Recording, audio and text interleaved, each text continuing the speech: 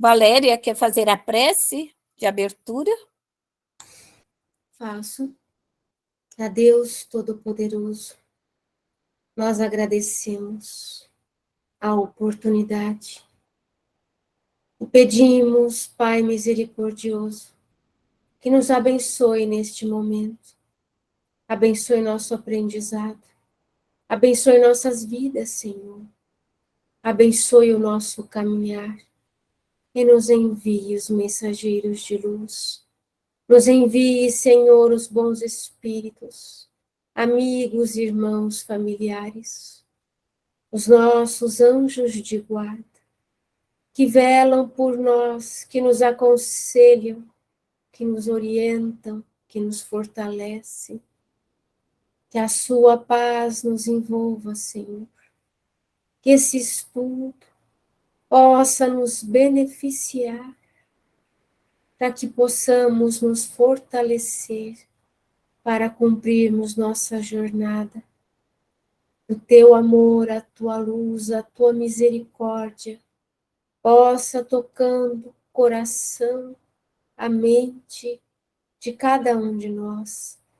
A sua paz, Senhor, perfeita, que possa chegar até nós, tranquilizando os nossos corações, tranquilizando a nossa sala virtual de estudos.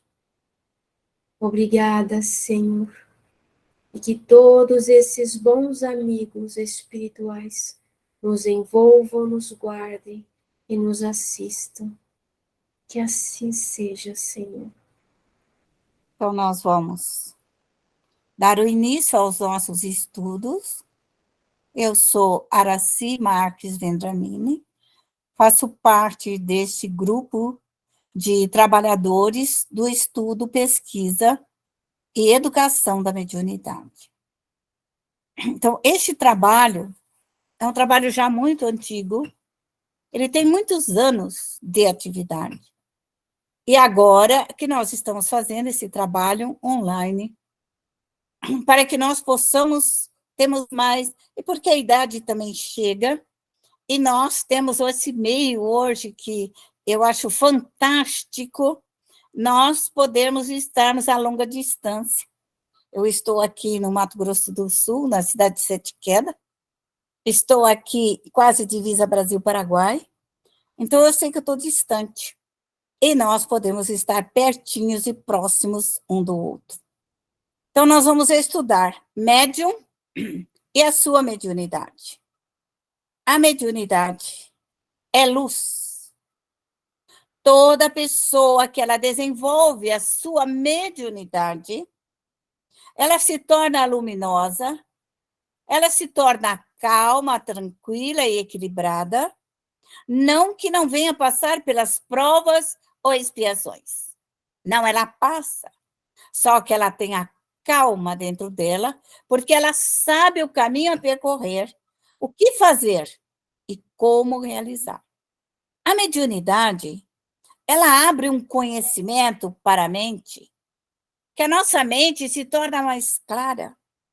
Porque quando nós estamos com essa quantidade de formas, pensamentos, desfluídos ao nosso redor, e que esse fluido nos causa uma espécie de perturbação, o que acontece? Então, nós ficamos presas nessa situação. E é isso que nós temos que estudar para aprender a solver, desmagnetizar, limpar, retirar as partículas doentias ou que estejam na nossa aura espiritual, no nosso perispírito ou no nosso corpo físico. O médium é aquele que cuida dele. O médium é aquele que auto se cura. O médium é aquele que transforma a sua alma, o seu perispírito, é ele o elaborador. É ele o transformador da sua alma. A visão é uma percepção da alma. É a nossa alma que vê. É a nossa alma que percebe. E essa visão que nós temos como médium é a mesma visão que nós vamos encontrar após a morte. Então, à medida em que nós clareamos essa visão e temos uma percepção maior, é o mundo dos espíritos, que é a verdadeira vida, que é a continuidade da vida após a morte. A audição também. O médium pode ouvir, porque faz parte da sua evolução. Ouvir, ver, a percepção. A percepção também. Igual a pessoa fala, eu senti, eu registrei, eu vi, eu arrepiei, eu senti frio, eu senti calor, aqueceu, estava frio, estava aí. Então, é isso. O médium tem uma percepção, ele tem uma percepção dupla. Ele tem uma percepção terrena do corpo físico e tem uma percepção da alma, que é o perispírito, que é a alma dele que percebe. Então, quando o médium ele consegue ajustar esse equilíbrio entre as duas, entre eu ser imortal e o ser que aqui estou encarnada, e conseguir me ajustar nesses dois mundos, eu viverei feliz. Então, nós não temos mais perturbação, nem doenças, nem desequilíbrio. Nós passamos a sermos mais felizes. A mediunidade é suscetível de desenvolvimento. Toda mediunidade ela vai se desenvolver por um processo natural. Suscetível quer dizer capaz ou passível de receber, de experimentar, de sofrer certas impressões, modificações e adquirir determinadas qualidades. Então, o médium, ele vai receber, ele vai experimentar, ele vai sofrer impressões fluídicas, ele vai sofrer modificações fluídicas, ele vai adquirir qualidades. Porque a mediunidade, ela está em crescimento, ela está em evolução, ela está em desenvolvimento. E quanto mais esse médium se desenvolve, quanto mais ele ora, quanto mais ele se encontra, quanto mais ele se acha melhor, ele vai viver no mundo dos espíritos. Suscetível, que tem tendência para sentir influências ou contrair doenças. Então, nós temos essa capacidade. E a mediunidade bem desenvolvida, bem compreendida, bem aprimorada, você será feliz. Então, eu vou pedir, eu vou rogar, eu, médium, vou pedir. Qual o meu primeiro trabalho? O médium tem que, primeiro, pedir por ele. O médium, aquele que tem consciência da sua responsabilidade e dever, primeiro ele, mas ele, depois ele de novo. Por quê? Porque se eu estou perturbada, se eu estou doente, se eu tenho desequilíbrio, se eu estou confusa, se eu não consigo perceber direito, a minha cabeça está confusa.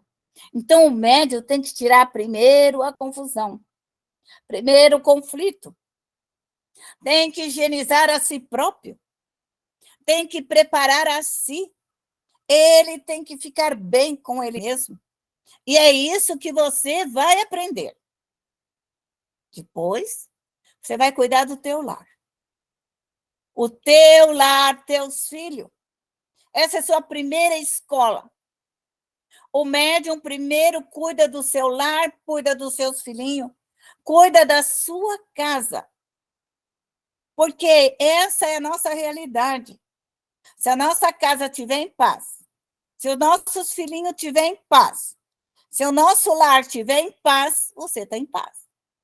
Então, o primeiro trabalho do médium é o lar, a família, o estudo. Ele vai depois que vocês aprenderem a cuidar de vocês, é que vocês vão pensar no trabalho. Porque a sua casa está você, às vezes está o marido, 2 filhinhos, 4 pessoas. Então, isso daí já vai ser um bom trabalho para você como pesquisa. Então, o médium terá cuidadoso para adentrar ao seu trabalho, que não vai ser diretamente no primeiro ciclo, porque quando nós adentramos a outro local, nós puxamos o fluido do local, o fluido do ambiente para nós. Eu puxo para mim. Por quê? Porque eu tenho 2 forças importantes: a força de atração e a força de repulsão. Então, quando o médium pensa e puxa para ele auto se contamina. Ele se contamina com aquilo que está ao seu redor. E aí ele acha que vai sair sozinho e não sai. Não sai. Não sai. Como que vai sair? Vai sair se você orar, se você pedir, se você for trabalhando dentro de você, e vai retirando o nervoso, e vai retirando a angústia, e vai retirando a perturbação, vai retirando todo aquele fluido nervoso, angustiado, triste, depressivo. Só vai sair se você orar.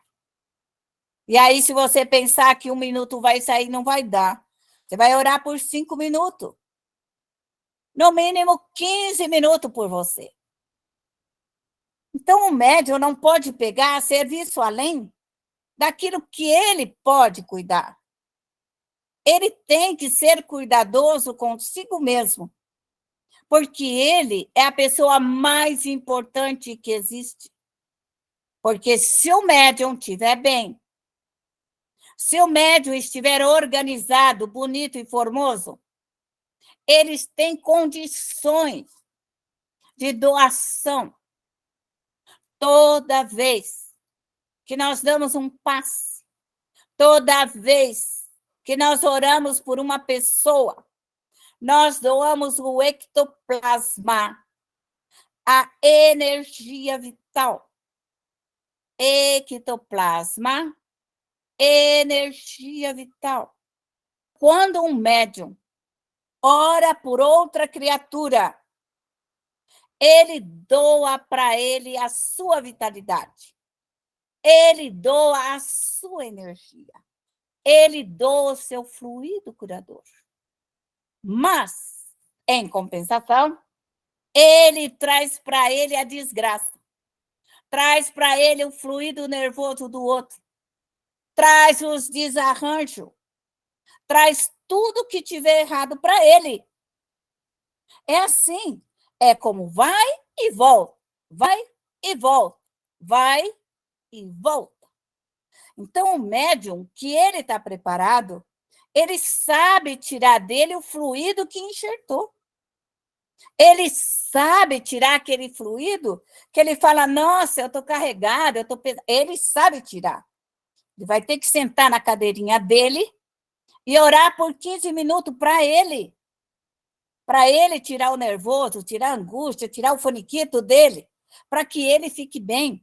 Ele vai ter que respirar, e vai ter que voltar a se reequilibrar. É isso que chama equilíbrio da mediunidade. Porque o médium que ele só ficar sobrecarregando e vai pegando daqui, dali, ele não vai aguentar. Ele vai ficar doente. Ele vai ficar enfermo, ele vai ficar caído. Ele vai ficar todo desgastado. Porque ele está doando e não está se recompondo. Ele está ajudando e não está se refazendo. Então, isso que é importante. O médium tem que saber disso. Então, nós estamos aqui na nossa primeira aula. Eu estou passando orientações fundamentais para o médium. Fundamental. Eu não quero que vocês fiquem doentes e nem desgastados. Quero que fiquem sadios, fortes, lindos, bonitos, rosados. Rosado, ó, rosadinho, cheinho de vitalidade. Não aquele médio que está amarelo, morrendo em pé, sem vitalidade, está morto. Perdendo energia, perdendo vitalidade, perdendo ectoplasma. Então, é algo que médio tem que aprender a manter esse equilíbrio. Eu não vou falar ainda de centro espírita e nem de inimigos de outras vidas, porque nós também, o centro espírita é o educador, é a escola, e lá é que nós vamos aprender muita coisa. Todo médium terá que estar um dia na casa espírita, porque lá, a casa espírita é o seu refúgio do bem-estar e do equilíbrio espiritual também. Todos os pedidos da minha prece, da minha oração, serão atendidos? Sim. Sim. Tudo o que você vibrar, você será atendido. Quer para fazer o bem, quer para fazer o mal. Qualquer coisa que você fizer, o seu ectoplasma, o seu DNA, vai junto com o seu fluido. E cedo ou mais tarde, esse fluido volta. Então, vamos supor que eu queira fazer o mal. Eu estou muito brava, estou com chilique, e xinguei demais, e fiz um monte de coisa errada na minha mente. Eu enviei a minha energia maléfica com meu DNA. Com meu DNA. Será registrada sempre. E se aquela pessoa ela tiver um pouco de entendimento e ela falar assim, eu não quero nada dar assim, nada, na minha cabeça de novo. Por quê? Porque vai e volta. Vai e volta. É isso que médium tem que saber. Isso é ciência espírita. Ciência espírita. Não é a ciência comum, é a ciência do invisível, é a ciência da capacidade da alma. Quer orar pelos mortos? É muito comum as pessoas orar pelos mortos. Mas eu, médio, tenho que me preparar para saber a condição dos fluidos em que se encontra o morto, para que eu possa ajudá-lo, evoluí-lo e dar-lhe o amparo necessário. Eu posso evocar? Sim. As evocações fazem parte da doutrina espírita. Então, eu vou poder evocar meu anjo da guarda, meus amigos, meus benfeitores, todos os espíritos que me amam, que me ajudam. E já vou falando, não sejam médios cheios de preconceito, porque isso não existe. Quando Deus criou a humanidade, ele criou nós, os brancos, criou nós, os negros, criou nós, os vermelhos, e criou a raça amarela. Então, nós somos as 4 raças que formaram a Terra. Então, não venha com faniquito, ai, porque é preto, porque é branco, porque... Isso não existe. O espírita estudioso, não existe preconceito de raça ou de cor, nem de pobre, nem de rico, e nem de faniquito nenhum. Ele está na Terra para estudar e compreender a evolução do planeta Terra, a evolução das pessoas e a nossa evolução. Os espíritos, familiares e amigos e entes queridos, de ordem geral, têm o desejo de comunicar conosco, de falar. Os espíritos gostam de falar. Pai e mãe adora falar. Irmão gosta de falar, criança gosta de falar, todo mundo gosta de falar. As almas dos mortos, quando elas vêm até nós, elas falam. Elas falam. Será que eu escuto como? Eu escuto a minha mente, porque essa fala é universal. A fala dos espíritos é universal. Nós nos comunicaremos de maneira universal. Então, isso é muito comum. Agora, um médium é que se prepara, estuda para receber essas informações, esse desejo, essa fala, e saber dialogar como se conversamos entre vivos e mortos. Tudo normal, sem faniquito. Sem faniquito. Os médiuns são como um psicólogo. Nós ouvimos o que o espírito quer, nós o ajudamos, aconselhamos e socorremos para as colônias espirituais, parque de evangelizações, prontos socorros e educandário. É isso que é o trabalho do médium. Isso é um trabalhinho. O que é uma simbiose? A simbiose ela tem várias condições e categorias, mas eu vou falar da mais simples. É aquilo que nós não esquecemos. Toda hora está na nossa mente. Toda hora estamos presos naquela onda pensamento. Estamos presos naquelas falas, nessas egrégoras, nesses pensamentos, que nós não nos libertamos. Estamos sempre voltados, ou voltados à bebida, ou voltados à sexualidade, ou voltados a qualquer defeito,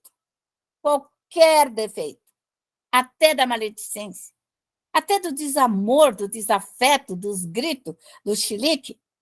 Essa ação que nós temos junto de nós, nós precisamos, com o tempo, observar e começarmos o aprimoramento do trabalho, que é modificar tudo que está na minha aura espiritual. Eu auto me modifico, eu auto me transformo, eu mudo. É isso que nós, médiuns, somos. Nós podemos mudar, reformar, edificar e construir um mundo melhor através dos pensamentos. E essas pesquisas particulares de todos os médiuns é que se tornam coletiva. A comunicação dos espíritos familiares, a comunicação dos protetores, a comunicação dos inimigos, do anjo de guarda. O médium vai ter sempre que rogar ao anjo da guarda dele para que ele esteja presente. Todo médium tem um branco. Todo médium. Só esse branco. Aí você estuda e vai fazer uma prova na faculdade. Aí você chega lá, na hora da prova dá um branco. Nossa, né? Aí você preparou alguma coisa que você ia apresentar, o que você ia falar. A hora que você prepara, dá um branco na mente. Dá um branco, você não consegue lembrar. Então, o médium tem esse branco. Esse branco que o médium tem é o espaço dele, médium, e o protetor, o espírito comunicante. Então, ele está aqui e o espírito quer falar com ele. E esse espaço que está bem aqui no meio é um espaço branco. Então, esse espaço branco, o médium aprende a respirar, a harmonizar e conectar com seu anjo guardião. Então, o médium fala assim, eu não consigo falar com meu anjo guardião, porque ele fica sempre no branco. Aí fica no branco, não vai ver nada mesmo, porque é tudo branco. Esse espaço não tem comunicação. É um momento em que tira a sua memória e pega a memória do outro. É como você ouve um celular. Você está no celular e você para de falar para o outro falar. Não dá para falar em cima. Então, esse branco é aquele corte natural de colocação. Todos nós, espíritas, precisamos estudar a obra básica. A obra básica é fundamental para o equilíbrio dos médiuns. Então, vocês procurem ler. Leia o Livro dos Espíritos. O Livro dos Espíritos. Espiritismo não é só o Evangelho. Nós temos um equívoco doutrinário que as pessoas acham que doutrina espírita é Evangelho. Evangelho é para moralizar você. É para você não roubar, para você não matar, para você não pegar as coisas dos outros. É para você cuidar. Evangelho é moral. É para o médium ter moralidade. para ele não fazer coisa errada. Então, é por isso que temos o evangelho. E o evangelho é para os espíritas, não é para os outros. Pode parar de querer fazer evangelho para os outros. Evangelho é para mim. Eu que preciso do evangelho. O livro dos Espíritos é o livro básico. Você tem que ler ele inteirinho, porque ali tem as 10 leis da doutrina espírita. Como que você vai se comportar, como espírita você vai entender. O livro dos médiuns é outro livro básico, porque o espiritismo só vai falar de mediunidade, só de mediunidade. Não existe espiritismo sem espírito. Kardec falou assim, não existe espiritismo sem espírito. Se você quiser um espiritismo sem espírito, chame do que você quiser, menos de espiritismo. Kardec foi taxativo. Espiritismo, a palavra espiritismo significa espírito. Espírito. Quer dos vivos, quer dos mortos. O evangelho você se moraliza. O livro dos espíritos é a filosofia. E nós vamos encontrar a Gênese, um livro altamente fundamental, obras póstumas. Toda essa obra básica, você a compre, deixe do seu lado e leia um pedacinho cada dia. Leia aqui, leia aqui, leia aqui, e vai formando a sua visão. Eu já gastei várias obras básicas. Quando eu acabo de riscar uma, que já não tem onde eu riscar mais, porque eu risco todos meus livros, eu compro outra obra inteirinha para mim começar a riscar de novo. Porque é assim que eu estudo riscando, aprendendo, desenhando, marcando, tudo colorido. Um dia vocês pegarem um livro, um caderno meu, vocês vão saber que eu passei por ali, porque ela está toda colorida. Outra parte importante do estudo é a revista espírita, altamente importante. O Céu e o Inferno. A Viagem Espírita, de 1862, vocês vão ler porque é um livrinho pequenininho e é básico. O que é o Espiritismo? Básico. Instruções práticas da mediunidade é básico. É um livrinho pequenininho. O Livro dos Médiuns. Esse livro aqui, Instruções Práticas sobre as Manifestações Espíritas, é o primeiro livro dos médiuns, bem pequenininho. E depois Kardec fez o outro livro que ele complementou muito mais. Viagem Espírita. O que é o Espiritismo? E Instruções Práticas são os 3 primeiros livros que vocês vão ler, com certeza. Evangelho, Livro dos Espíritos, mas esses aí são pequenininhos.